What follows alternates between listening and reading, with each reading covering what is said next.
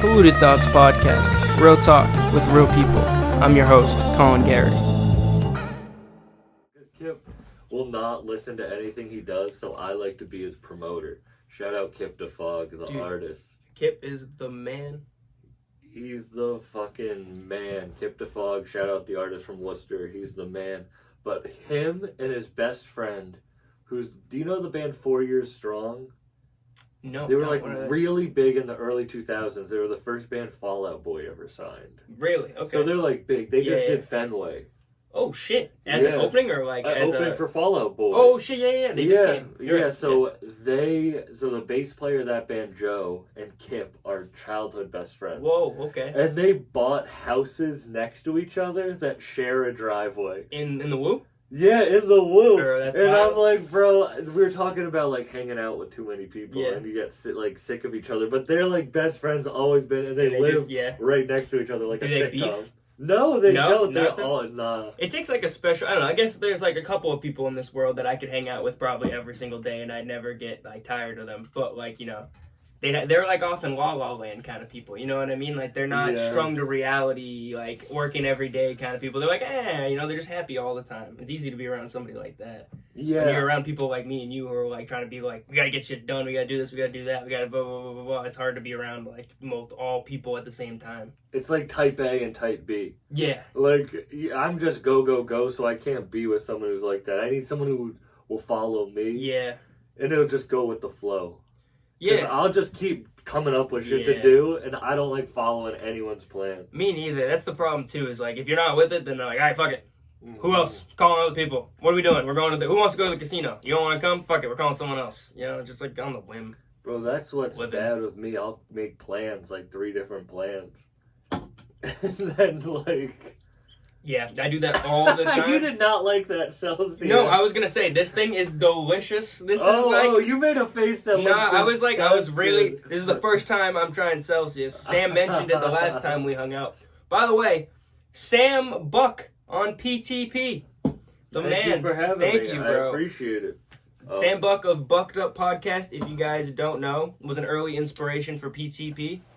And now I'm lucky enough to call him a friend. It's crazy how close we live. I still think about that all the fucking time. Well, I honestly, you're so vast with your traveling and so, like, constant with it that I thought that you were, like, almost like a gypsy or something, or like a nomad. I don't know. I kind of am like a gypsy. Like, my car's semi-clean, but, like, there's so many nights where I, like, sleep in my car.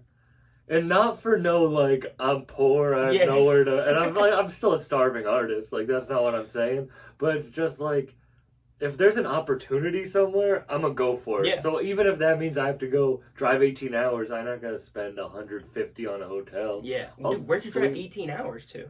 I drove to Chicago and back by myself for, like, 2 days I was out there. Oh, shit. And when I came back, bro... It was during the middle of a snowstorm, and it was a snowstorm the entire 18-hour drive. That's fucked. That is so fucked. I hate it. It's like probably my biggest fear in the whole world is like driving in a snowstorm. I hate it. I used to drive delivery drive. I almost tried to hit out of this. That's how you know I'm stoned. When you watch this back, I went to light this. I watched it happen. The microphone. Back in the day, I used to deliver for Asian Imperial, and I was delivering one day in a snowstorm, and I already told them I wasn't coming in. They're like, well, you have to come in. Like, who else didn't work? So I drove in, and my first delivery over by Cherry Hill, where you take like that left before Cherry Hill, I went to stop, and I just kept going straight and just drove like right over the edge, almost went into the woods. Like my car was like teetering.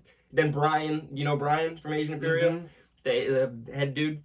He comes, he's like, bro, what are you doing? And I'm like, fuck. He pulls out like a chain. He pulls me out from his truck and he goes, all right, finish the delivery. I was like, what the fuck? Great. There's a foot of snow on the ground. That's business, though. No, he's like the ultimate business. I walk in there and like me and my dad will go in there for lunch every once in a while. Me and the boys will show up at the bar and go, why don't you come more often? Bring me more money. What he always tells me. He always calls me bro, too. Bro. Brian's the man. He's a connect to have in Lunenburg for sure.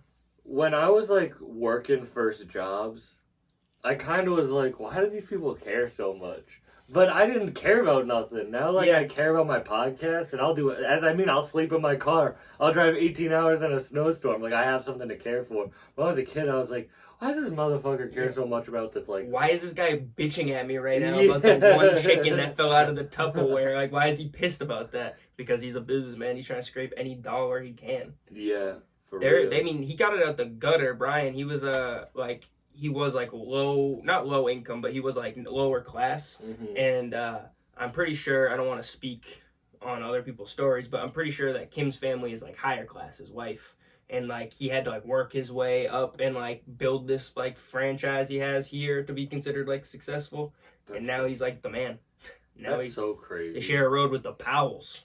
They got money. They got money. They got money now. This Celsius is delicious. I can't get It is kind of like cocaine. It is though. I took by two the end sips. of it. By the end of it, you'll be wired, and then you'll just have the most terrible crash. By the end, I'll be like fucking like playing PS5 on the Spider-Man 2. Dummy hard, probably. Yeah, you ain't gonna be doing shit now that you have a PS5. Yeah, I mean, my rationalization, like I said earlier, was like, you know, instead of me going out and buying like drinks or like going out with the homies and getting dinner as much, you know, I just like chill, have people over. We can play UFC 5. We can, you know, make music, do a pod. Yeah. Trying to hone in on my craft here. Trying to be as consistent as you are. You gotta like, you put out the most consistent podcast with the most like wide range of guests other than probably Rogan, to be honest with you. Yeah, I don't know.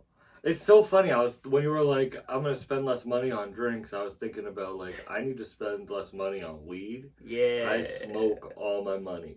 Like any extra money I have, I'm just buying za. It's a problem. Like I just want za, and I'm not talking no like local dispensary za. Yeah. I'm talking about I'm gonna go travel and find the plug. Some main trees. It's some big main trees. Yeah, Shout out big main trees. Like I'm gonna get the Zaza, and because of that, I think is why I can push so hard. But I think that's what stresses me out so much. Because I'm like, I'm so high, I'm out of control. But because I'm out of control, I can just do whatever because it's so out of control. You're just like, fuck it, I'm already here. I might as well. Bro, that's my life.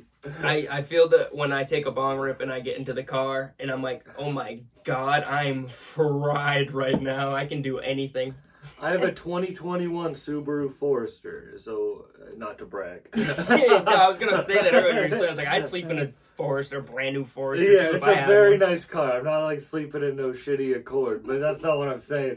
I'm saying is I put 130,000 miles on that car in 2 years.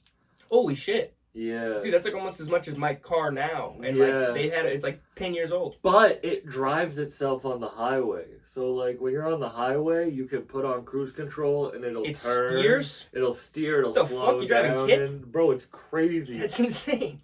And I thought that would make me a better driver, but now I'm just doing bong rips allegedly while I drive. I eat soup. Driving cross state 18 I'll eat hours. soup from Panera while driving. I don't give a because it's driving. All you need to do is touch the wheel to make sure you're awake. Yeah. So like, beep or something? Does it give like a beep? Oh my God! So Dude, it just makes me a less safe driver. Dude, you're driving like the car from Benchwarmers. Literally, bro. It's my fucking Lesbaru. The Lesbaru. Dude, you, back in the day, I've been meaning to ask you, because we hung out a couple times, I didn't really ask you. How did, like, Bucked Up start? Because I'm always curious about that, because your, at the beginning, was, like, one of my big things. I started the podcast, I saw you doing it, and I was like, holy shit, this guy's talking to big people, like, he's doing fucking real shit, and I started following you. But you were, like, already on your shit for, like, 2 years before I started my thing. Yeah, it was the same shit I was talking about. Fly by the seat of my pants. Like, I'll give you the abridged version of it, because I've told it so many times that it's just kind of, like, boring. But it's an interesting story for people to just, like... Everyone needs, like, a starting point, you know what I mean? Like, everyone has one. At the beginning of quarantine, I was doing stand-up, and it wasn't going that well. You know, like, I was funny, but I wasn't getting booked, because I had just started, really. Like, I just started doing it seriously. And I was dating this girl that, like... it wasn't. It was like serious. Like we dated for like a year, but you know, like I liked her, and she broke my heart. Like a week before quarantine, we didn't know we were gonna get locked down. So You're like stuck with all these emotions and feelings, and I can't do stand up anymore, which like. Which would have been a good vent. Yeah, if I'm in the best sets I have are when I'm in a really bad place. It's so funny, like when I just like harness that shit. So like I couldn't do stand up and I was just sad. So I literally, this is what I mean. I was like, I just want to smoke weed and figure out how to be okay. I was like, I'm going to talk to other open mic comedians about how they take care of themselves. Like literally, I knew some people who did a podcast in Boston. Who were they? My first producers, Adi and Irish. If you go back on early episodes, you'll see Too Much Content. That's the name of their production company. Word. We don't work together anymore, but they helped me start. Word. They had a production studio, so we would record and I would just talk to comedians. Kind of like this, like basically how this was set up. In their house and just like figure it out because I knew nothing and just be like, how are you okay? Like I'm so depressed. Just tell me how you take care of yourself. And then, like a self-help? Yeah, it was a full self-help podcast. Word. Full. With open mic comedians. And then I think episode 11, I didn't have a guest or they were busy. So they were like, why don't you do something through Zoom? And I was like, well, if I'm going to do it through Zoom, I want to talk to someone I couldn't talk to in person. Yeah. So I had just found this dude from my boy Thatcher Wood. Shout out Thatcher Wood, hilarious comedian from Cape Cod, one of my best friends. He played this producer randomly called Freshman Woes. It was on on his spot. You know how Spotify just plays random? Yeah, We're just chilling and he's like, oh, you got to check out. Even to go deeper, Homeboy Sandman was on the song. Okay. Homeboy Sandman's a very elusive rapper. He's been on my podcast since then, but Thatcher loved Homeboy Sandman. So it was like this random ass producer song with Homeboy Sandman. Word, on okay. it. And I was like, oh, well, this song's good. And then I went to check him out, and we had the same amount of followers. And I was like, oh, that's crazy. Like, maybe if I'll DM him, maybe he'll do this weird self-help podcast. Yeah. And I DM'd him and he was like, yeah, sure, I'll do it. And then I got him on and we just started talking about feelings and stuff. But I was like, damn, I like talking to like music people about this. So I just started reaching out into more people. And then I think like my third rap interview ever was this dude Hologram. Hologram is a sick name. He's Mayhem Loren's brother. Okay. And at that point, he had only been featured on one Westside Gunn song, 4 Mayhem Loren songs, and 1 Action Bronson song. Oh, and there was nothing about him online. Whoa. Other than that. Yeah. And he has a crazy, crazy verse on the Westside Gunn song. 1000 Figaro Chain, I think is the name of the song. It's off Awesome God to Fly God 2. The song has Mayhem Loren, Conway. But his verse is crazy on it. Like, he says, my bitch queef methodically in Greek mythology. He just says, like, yo, I gotta get this guy. I gotta talk to this fucker, he was man. hilarious. In one of his songs with Mayhem Loren, he says the F, I won't say it on the podcast, but one of his ad-libs is just like just yelling it, and I was like, this dude's hilarious, and there's nothing out about him. Like, I need to know who he is. I didn't even know he was Mayhem. Is he purposely on like some mysterious cryptic shit? Yeah. So I didn't even know he was Mayhem Loren's brother.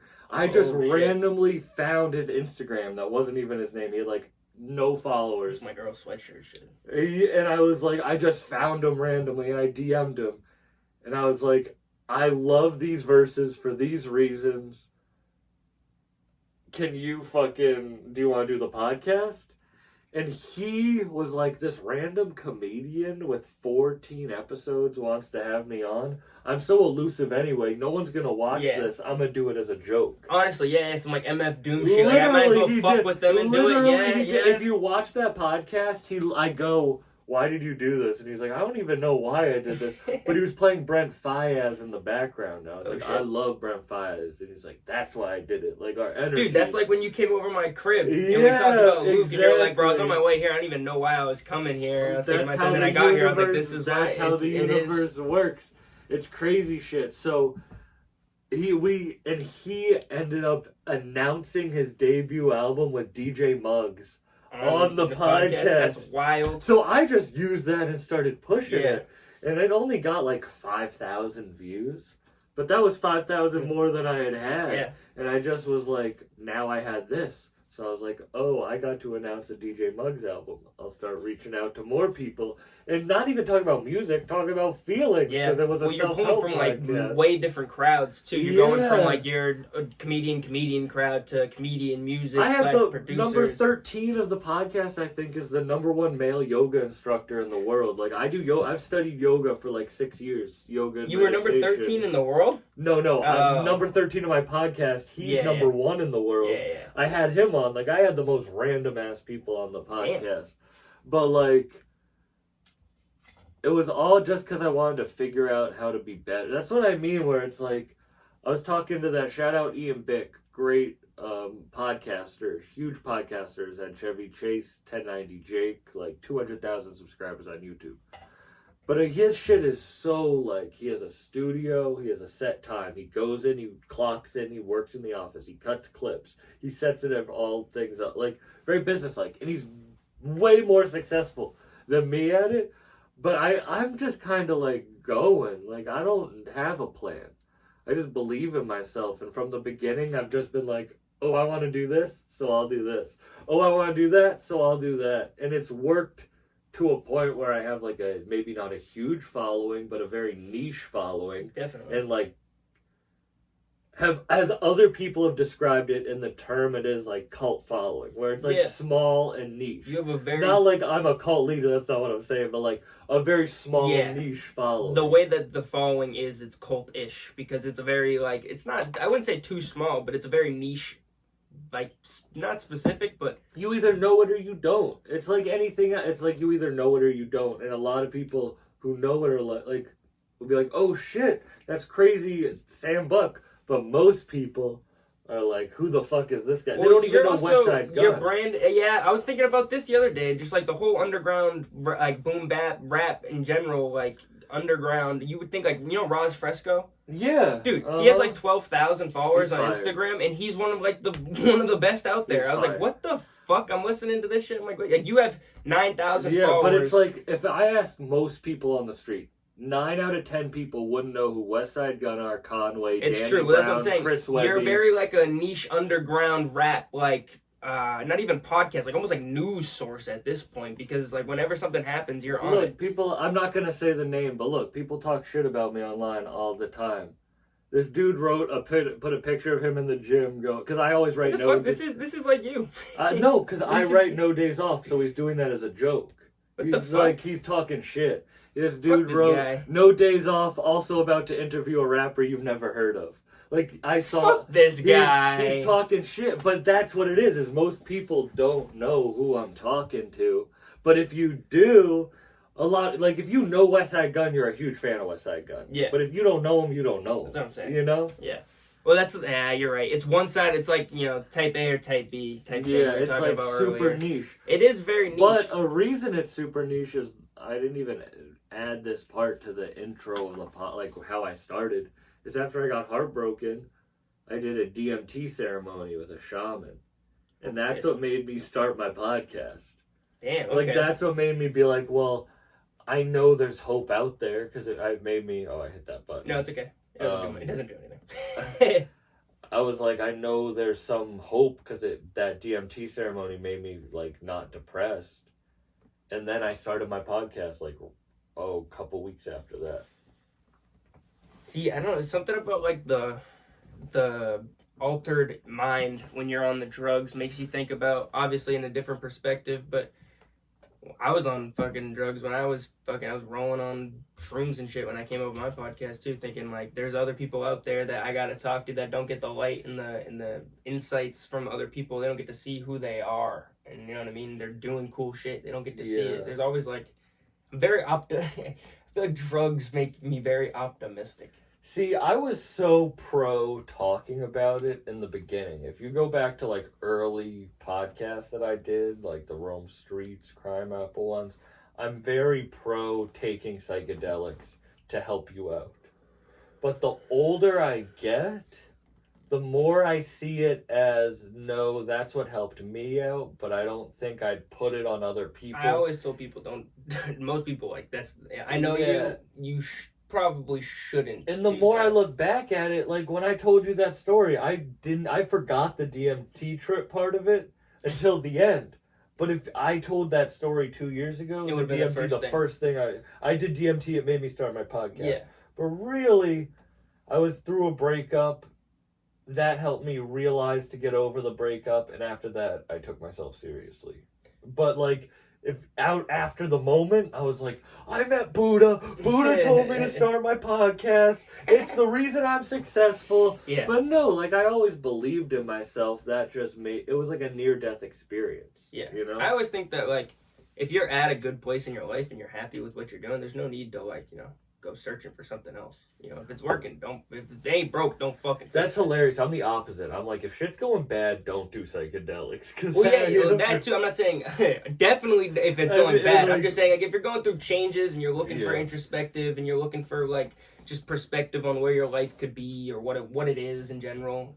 Take a little bit of something, not a lot. I can't trip when I have money problems. If I owe money, like if I made a bad business deal, bro. I couldn't trip after I bought this PS5. I'd be geeking the fuck out in my living room. I can't trip and play video games, which sucks because I always wanted to. Yeah. But like, tripping just makes me too introspective, and then I'm like, I'm wasting my time on this fucking video. See, I do that. Like, I haven't tripped in a while. It's been like a long time. But like, I used to do that, and I used to be like, I need to do something productive, and I'd go on to the next thing, and then I just have a very short attention span too. It's hard for me. It's how I imagine Adderall to be, but I've never done Adderall.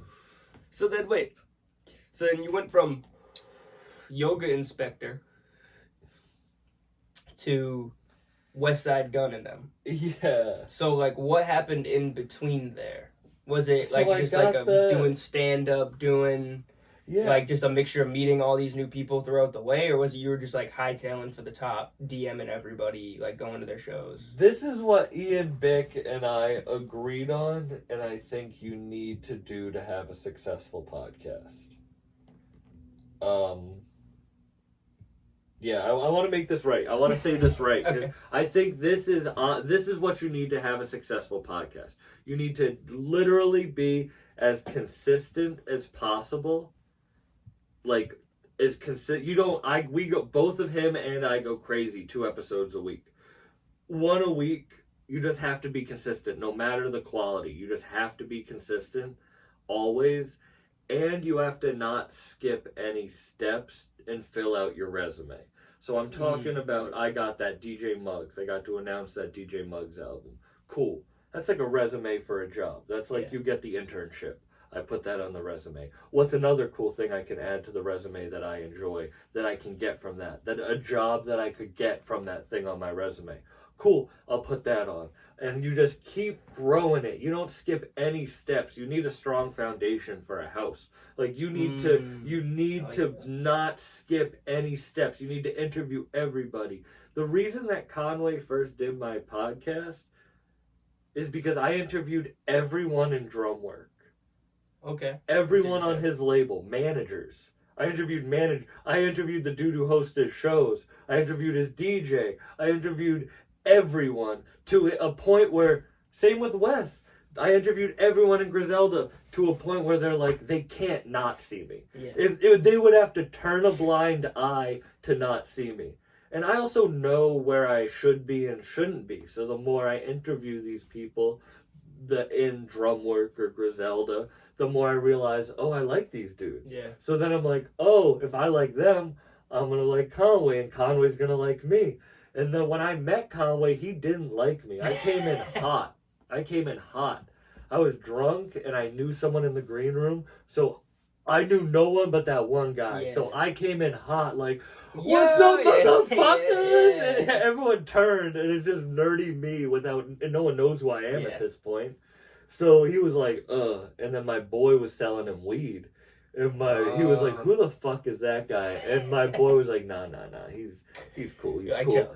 And then Conway was like, oh shit, you're the dude with the podcast. He put 2 and 2 together, and then he was like, yeah, he tweeted, I'm a dude bucked up. So like, you need the foundation. You need to not skip any steps. You need to be crazy. Like Danny Brown. Like the reason I'm Bruiser Brigade is because I interviewed all the people on Bruiser Brigade and they all vouched for me. Invited me out to Detroit for Thanksgiving. I didn't even know Danny, but within 2 hours of meeting Danny, we became friends because it was like, oh shit. If all your friends got along, fuck with, and sometimes you don't fuck with them. Yeah. Sometimes all your friends fuck with someone and you meet them, but most times when it's like an energy thing. It's like I believe in myself. Exactly I know other people who believe you either got it or you don't, and I don't think that's in a way that you can't change. But you either need to believe in yourself or you don't. And I know people who believe in themselves, and I hope people see that I believe in myself. So all these big rappers, Wes has never shared one of my videos. Like, he shared my mom, a video of my mom, but he never shared him doing my podcast. Yeah. Conway never shared me doing my podcast. He put me on a vinyl, never shared it. That doesn't matter to me, because they just, like...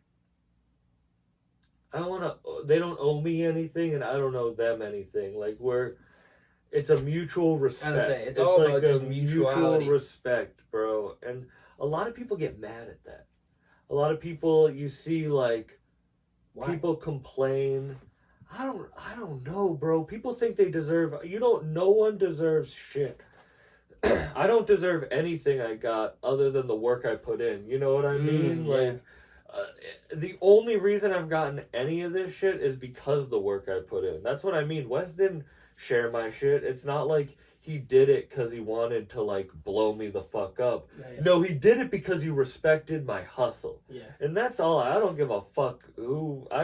People need to respect the hustle. And that's what other people need. Honestly, that's, like, a big thing about Westside Gunn, though, about, like, his whole respect for other artists. And I watched a clip of him from an interview he did not too long ago where he said, like, I have Rome on, I have Stove on, I have all these people so Marshall can see them, so Jay-Z can see them. So he's like, these people aren't getting the light that they deserve. And it's like, he's not doing that out of, like, wanting to blow them up, just to blow them up. He, like, loves their craft. He thinks these people are, like, some of the best rappers in the world. He wants to see the best rappers in the world to see them. Yeah. And it's not like he's, like, out here, like, shoving it down your throat like that. He's throwing you on the album. He's doing shit like that rather than being like, blow this guy the fuck up. The right way, bro. I still shoot on my, like, for real. And it's funny, us talking about this, I've never thought about this before. I shoot my shit on my iPhone. Why would he share my video? Yeah. You think Jay-Z wants to watch a video from an iPhone? A podcast? No, he'll do it but he did it because at that point, no one else who shoots on an iPhone has a Westside Gunn interview, has a Conway interview. But if he shared my shit, it wouldn't do anything for me other than maybe get me 5,000 followers, which are going to get bored because they don't know who I am. You could give a man a fish and feed him for a day. Teach a man a fish, bro, that shit blows my mind. People on this are like, you're stupid. Like, duh. But no, for real, like, you're right. Like, he put Rome on when Rome was polished enough to be put on that when Jay sees him, it's like, oh, that's worth it. When I'm at a point where I, like, am in the ring with other podcasts, like I'm, like, right in that, like, weird gray middle ground. I'd agree. Like, when I'm in the realm, put me with Bootleg Kev, put me with DJ Vlad, like, when I'm in that realm, then they'll help me because I have the foundation that I've been talking about. You're polished. Like, you have the resume. Bro, I have the foundation. Like, you can't, no one can look at this shit and be like, Sam skipped steps.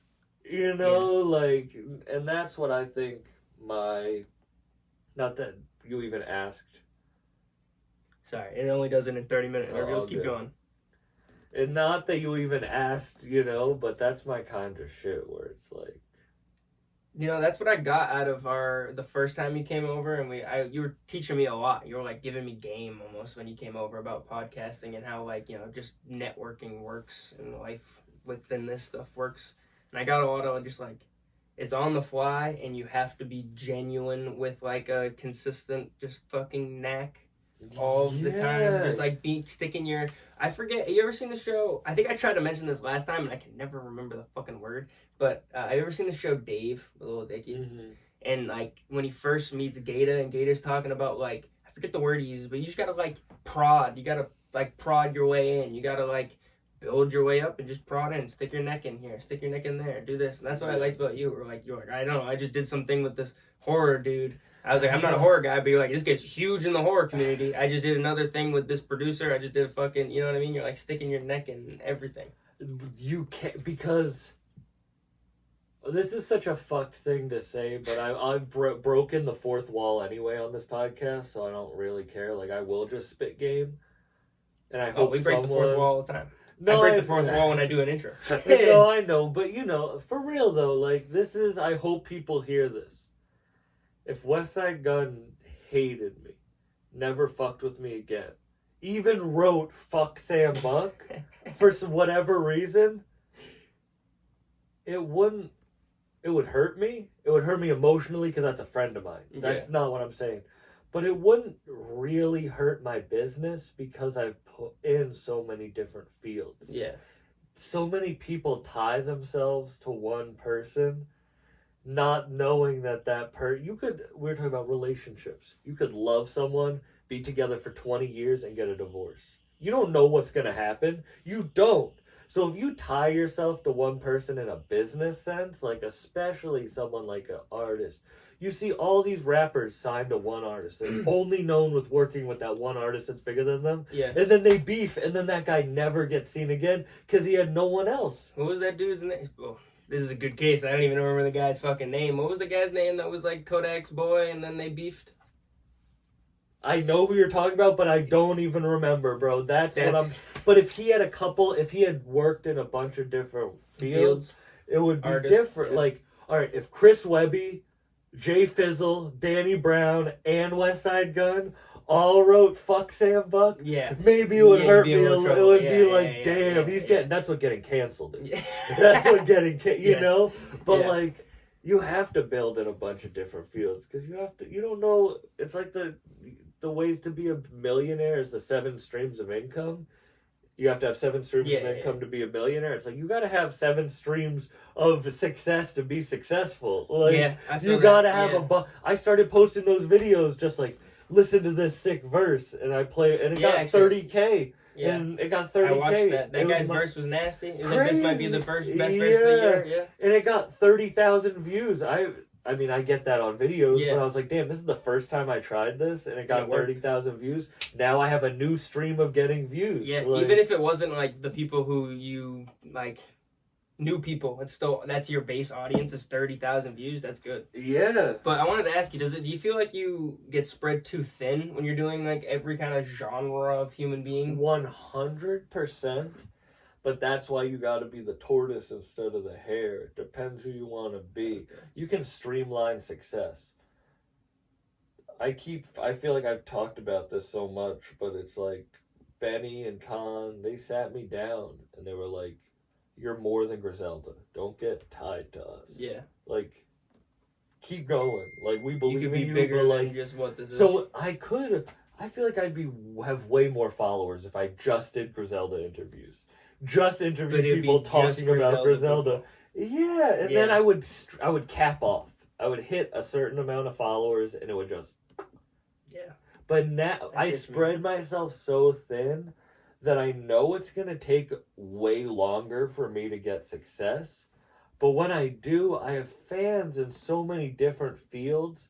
That's the Joe Rogan thing. Yeah. I copied Connections him. everywhere. I copied him so heavily. It's like I do so many episodes, and I just really have anybody that's interesting on, because it's like, you never know who's gonna like you. You never know. And if I'm interested in it, someone else is interested in it. It's very true. You never know what you're going to learn from these people, too, is what I was most interested in. Have these people on, it's like, what are they going to teach me that I don't know? You know, like this right now. You know, what am I gonna walk away with this podcast from? And what is he gonna walk away or she gonna walk away from? Our sponsor for PTP is Flippin' Ships. Flippin' Ships was founded by CEO Jason Reynolds during late quarantine, and Jason is in the business of providing you with entertainment.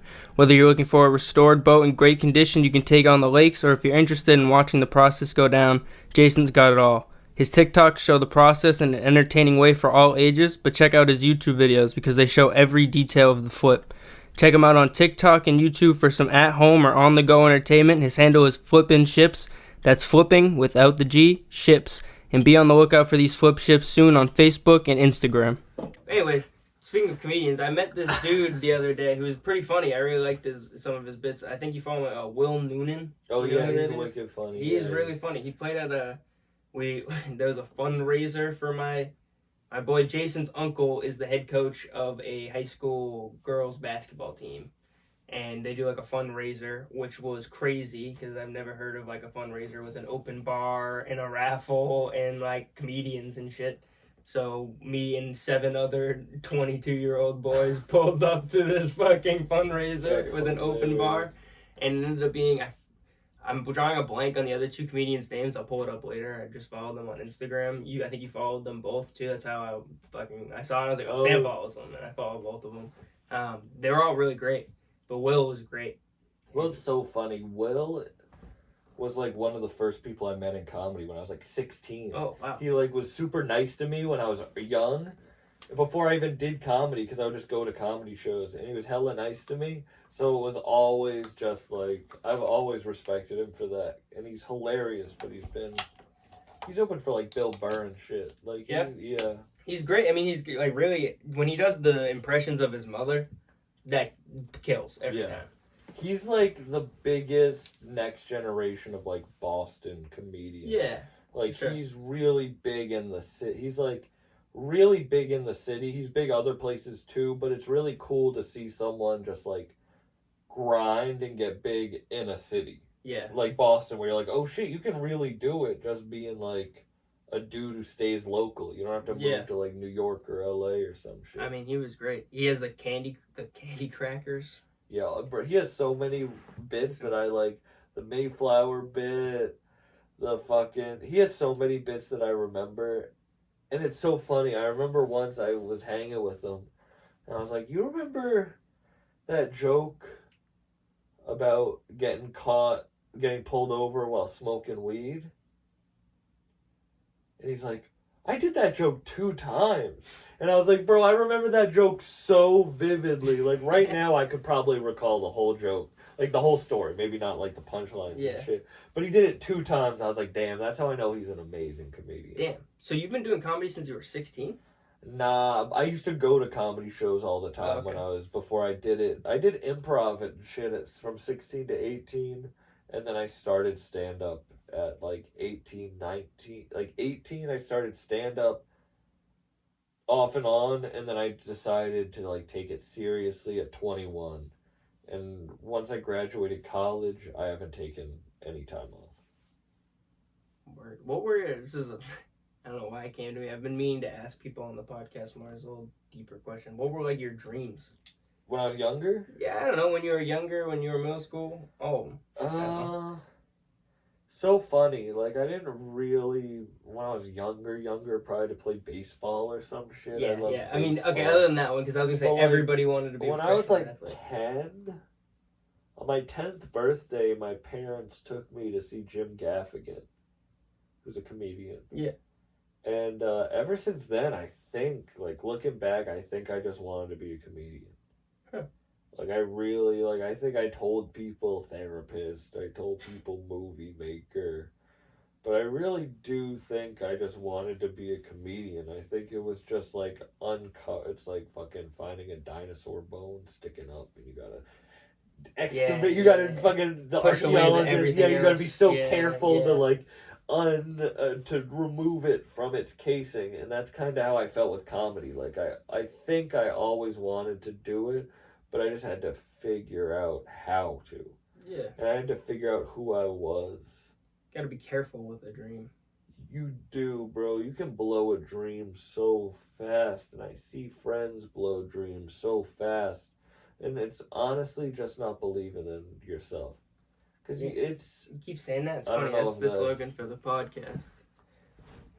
it's probably still good, but I just wanted to make sure. No, it's all good. Perfect. It's like, what's the slogan? Believe in yourself. Believe in yourself. Yeah, it's so funny. It's like bumper sticker shit. It's Yeah. so true, but like It's so corny, but it's corny, but it's but simple and it's true. But it's like I've seen so many people blow dreams by just not believing in themselves. I had a boy who rapped when I was in high school, a friend who rapped, and he sucked. He sucked. Like, he was not good. But he believed in himself, and he would post freestyles every week on Instagram, and he would post, and he made an album that sucked, recording on his phone in his closet, and it was like, and I had a joke verse on it, but he didn't know how to move it, play it correct, Yeah. so it was like offbeat, like badly offbeat. I bet we could even play it. Me rapping. Let me see. I'll see if I can find it on my phone first. Yeah. But like, You can airdrop it. he fucking. But he believed in himself. He believed in himself, and he stopped. Did he get better? Oh, he stopped. He Did he get really good? And it just kind of like. It was sad because he kind of really inspired me to keep, just like when I started, to not give up no believe in matter. yourself. Yeah. Because I was like, this was a good friend of mine, and I was like, damn, this dude sucks, but I am inspired by his work ethic. Yeah. Literally. And I'm gonna so I support was you. like, if someone felt that way about me, I remember one of the best messages I ever got on Reddit was like, some dude was like, when I first saw your shit, I thought you were corny. Like, I thought you were corny as hell, but now, like, I'm a fan. And I was That's like, dope. Cool, like, that's karma for me doing that to my friend, but it's kind of like, cool, because, like, that's all I care about. Like, if that kid stayed, I got a message the other day. I checked my DM. It was like, SMH, y'all should have kept doing this. That's what the dude said. It's just like, I'm trying to find this shit. But no, you gotta, like, if you don't believe in yourself, who else will? Is what I've always kind of believed in. Yeah. With the, some people may come off as egotistical and like overconfident and such, but if you're not projecting something of that manner, you got to be humble as well. But if you're not projecting something of that manner to other people, then no one's gonna believe you're the best at what you do. Damn, I can't find it. It's all Probably good. best. I don't want to put his Yeah. name out there like Nah, that. nah, I don't nah. want to put his name, but it would be hilarious to hear me rap. That would be dope to hear you rap. Wait, I only have one recorded rap song on my phone ever, and it's real bad. That was so long ago. Dude, when I first started rapping, I sucked. I still almost suck. That track you posted was dope. Thank you. I want to give you that. That was awesome. Appreciate it. I actually sent it to some friends. Yeah? Yeah, I That's sent it, dope. and I was like, yo, what do you think about this? Just because I'm not going to be like, and all of them were like, oh, I fuck with that heavy. That's what's up. Oh, all right, That's this what's is a minute. Oh, I don't know if I can play it or not, but I will. This is so bad. 2018, 5 years ago. Shit, 5 years The ago. only song I ever... Here's the rough draft to day 30. This is so funny.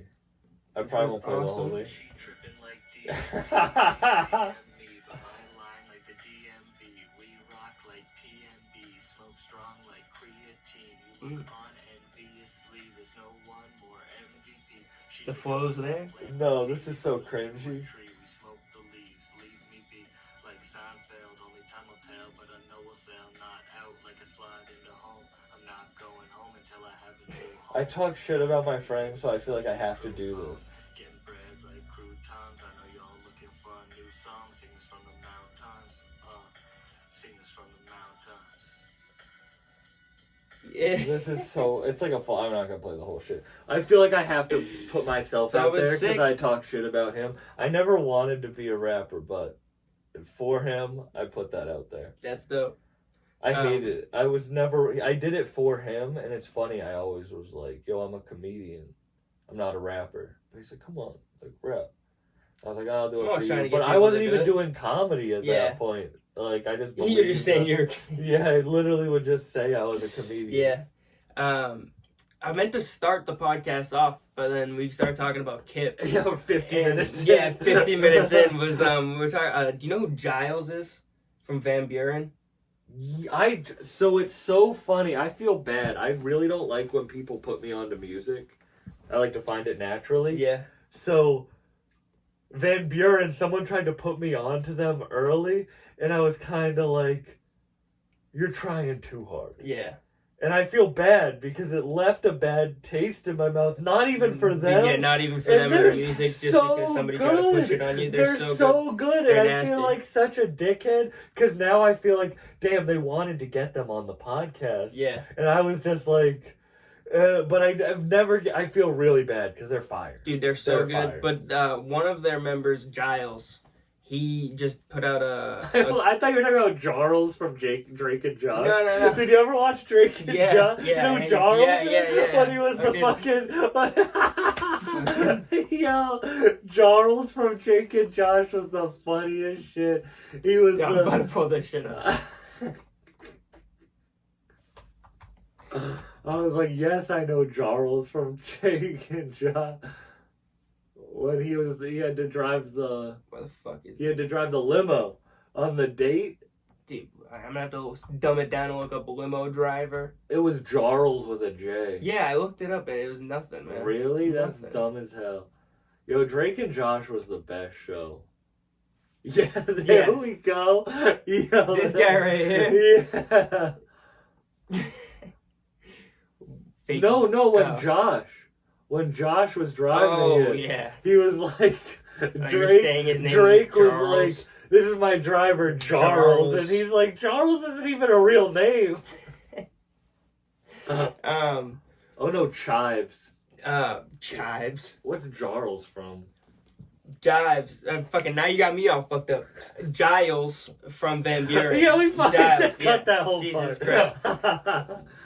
Giles from Van Buren just dropped a collab album a couple months ago with a Vinyl Villain, and it's called Mookie Baylock, and it is so gas. Yeah? Yeah. Vinyl Villain's a crazy producer and Yeah. a really good dude. You should He's have him we on. met him at me and my buddy Evan, who's his producing name's Wise Guy. He is fantastic at producing. He's only been doing it for a year or two. We went to like a producing showcase. It was like Devo to Genius, DJ Manipulator, a couple other really great producers, Kev Brown, and then fucking when we were there, we met Vinyl Villain, and he was a really cool guy. He was just saying Wicked what's up. He cool was like, guy, yeah, yeah. hope to see you guys at another show. Da, da, da, da. And then we were listening to fucking Giles, and he's fucking so good. You gotta check it out. I don't mean to like push it on you like anybody else's, but I'm it's now like, a pro. it's right up your alley. I'm now pure pro I don't Van think- Buren, and I I feel don't bad. think he'll copyright me. I feel bad that I was anti. I'll play 10 piece. Put you on a little bit. But no, yeah, this guy is the man. Here's a message to you from us, students at the State University of that. New York. Fuck that. Here we go. I just stopped paying for YouTube because it was $20 a month. What? I would never pay that. $20 a month.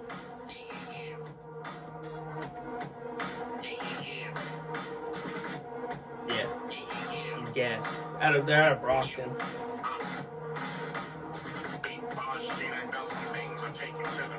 Oh, this is fine. Yeah.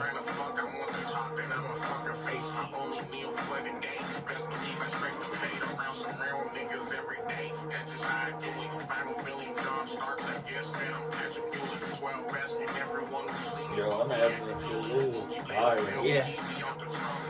His chorus is ridiculous. He's like 10 piece all flats. I don't do the drums.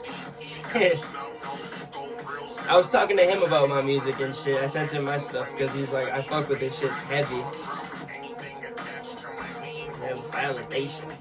Had you ever heard of fucking Kool AD, that dude I said? No, I didn't. I've never heard of him, and you're like, I had him on the podcast. Yeah. No, he does my intro song on the podcast. Oh, that's what it was. But he's like, he had a famous group called Das Racist back in the day. That was pretty pop. You would like know probably a couple of their songs. Word. But not that you're any similar in any way. But when I heard it, I was like, damn, like you really got something, because like you were flowing in a unique way, which I thought was that's the goal.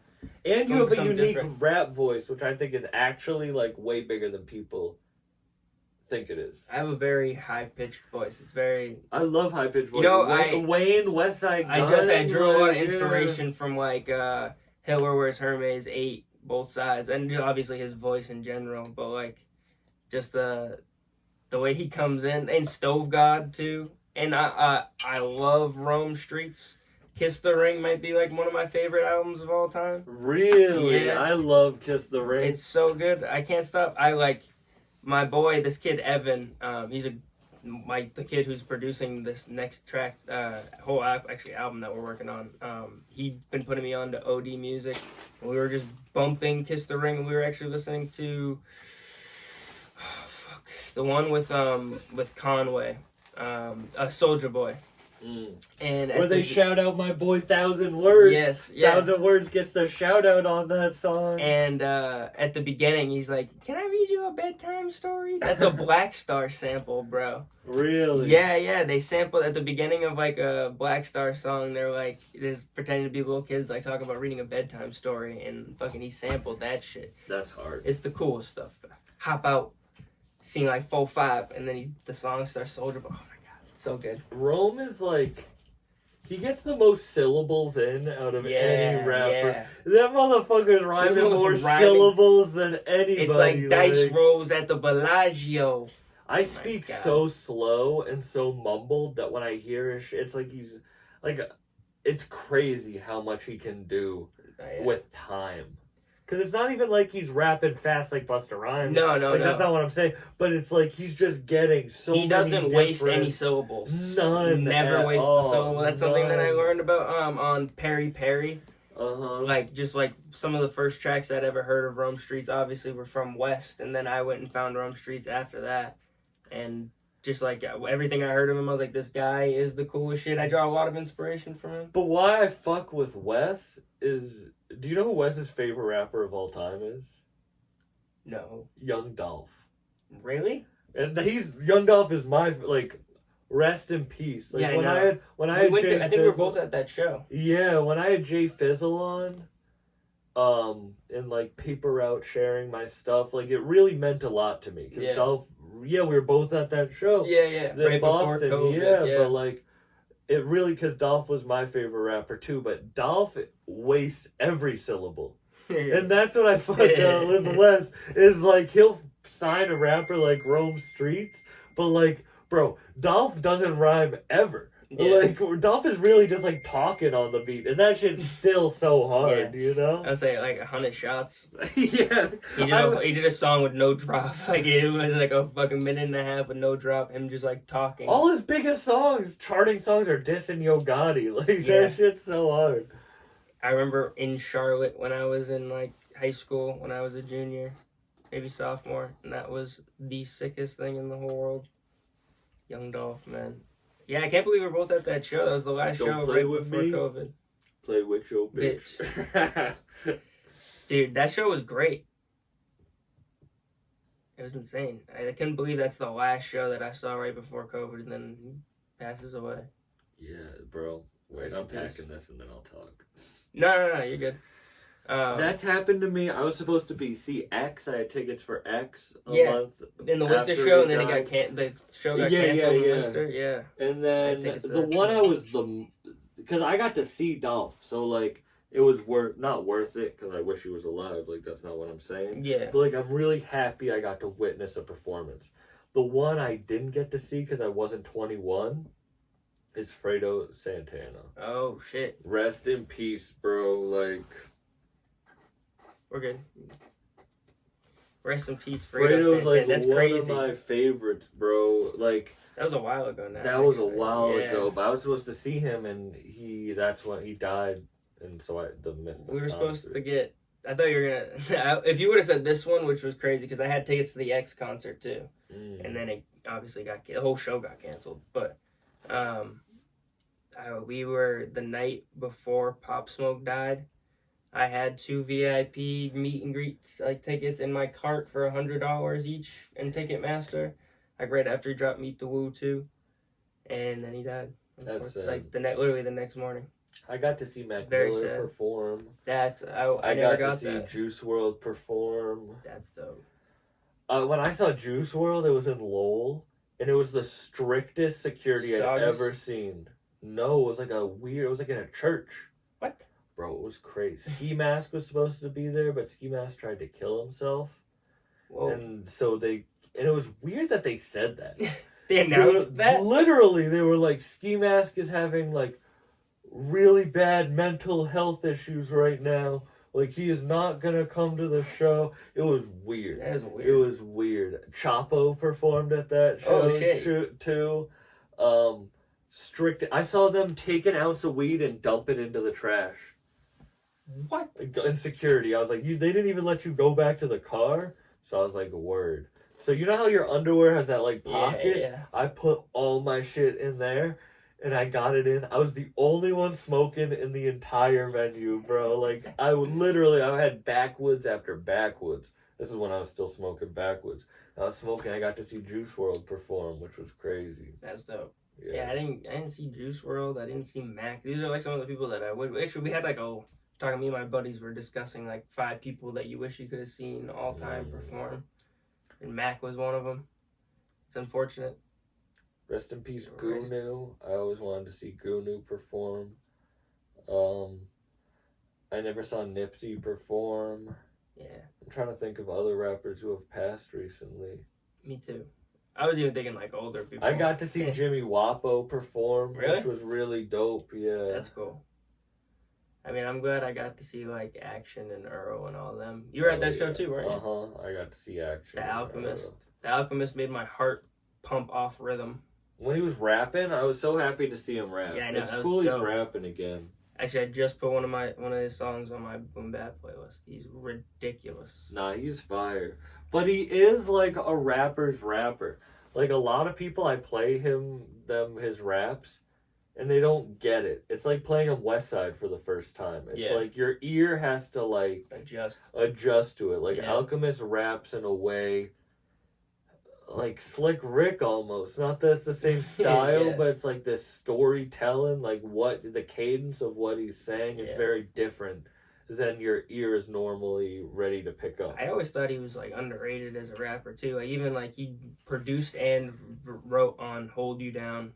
Bro, yeah, and his verse Step Brothers is with Evidence is such a good project. Dude, yeah, he's been rapping since like he was 16 years old, dude. He was nice as a kid too. He was on some like Beastie Boys ass shit back in the day.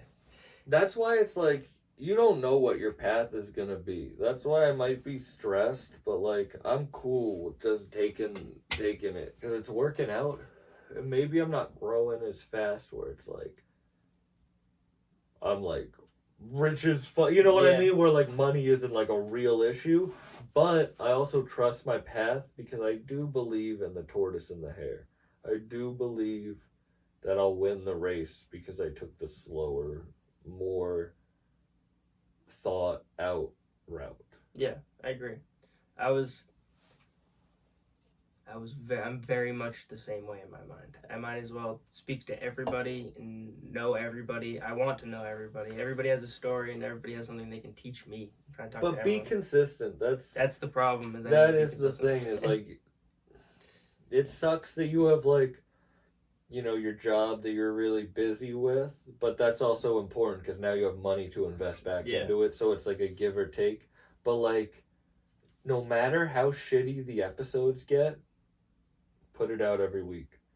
Rodwave talked about fuck perfect timing in HG4. I think that's the name of the song on his new album. He's like, fuck perfect timing. And I really do believe that. Because if you keep putting out shitty episodes consistently, you'll get, I'm serious, you'll get better at doing it off the cuff. Yeah. And then it doesn't matter when you do it, you'll be good consistently. Like, who can, like, everyone's gonna ace a test that they had 6 months to study for. Yeah. No one's gonna ace the test that they have a week to study for. Like, unless you're prepared for that shit. I could not agree more with them. You kind of just have to be consistent and just believe in yourself. Even if it's shitty, believe that you're doing the right thing. That's honestly all it is. It doesn't matter how else you get there, but you can't take time off. Your favorite restaurant, your favorite anything. You don't see them take a week off. Imagine if a restaurant that you loved only worked every other week or every 3 weeks they were open. You'd be like, fuck. You'd be like, fuck that place. The only reason it's your favorite restaurant is because it's consistently there all the time. You know that it'll be there when you need it. You're right. Damn, Why do I like Denny's? I hate Denny's, but it's open all hours of the day. It's consistent. I trust it. You know that my podcast will be there. It will be consistent. And it doesn't matter, bro, it doesn't matter how good it is, but it has to be there. It has to. People, especially in today's day and age, bro, it's all, every rapper that's blowing up just pumps out music to it. Young Boy pumps out so much music, it's stupid. All those dudes, YNJ, fucking, and Westside. Conway just put out like 3 albums in the last 2 months and people don't even know. Like, I barely knew that. That's what I'm saying. It's like, it don't matter. You just got to be consistent and just hit them over the head with it until they can't ignore you. My dad used to say 90% of the job is just showing up. Literally, bro. Literally. It don't matter. It don't matter. If you are tired, you still go to your day job, right? And maybe you don't give as good of a performance, but you still get paid the same as if you did give a good performance. Still there. It's still there, bro. Like, that's really what it is. Damn. I never really thought about it that way. Fuck perfect timing. Yeah. I hope that sits with people. Like, don't wait for perfect timing. I hope a lot of this conversation sits with people. Other than the rants that I went off on. No. What? I loved it. I loved every part of it. I hope this is the first of many podcasts. Yeah, this was dope, man. Thank you for having me. It's course, crazy bro. that you're in right there. We should be doing this way more often. Yeah, this is dope as hell. And I'm always here with any info you need because I don't believe in hoarding information. People love getting shit and hoarding that information. Yeah. Gatekeeping. Yeah, don't do that shit. I hate that shit. Gatekeep losers. Keep those losers out. So if you believe that someone has a good heart, give them all the information you can. You're the man, Sam. I appreciate you having me on, man. I appreciate you coming through. You're the fucking man. I will leave everybody how I always leave. Peace and believe in yourself.